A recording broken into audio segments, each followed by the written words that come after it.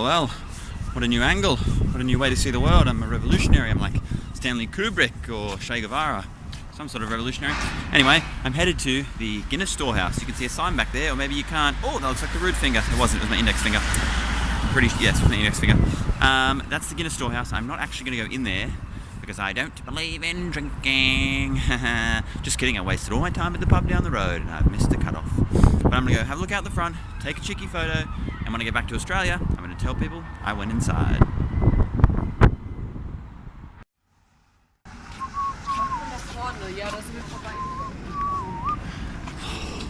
I really thought it was going to be just around the corner. It actually seems like quite a long way away.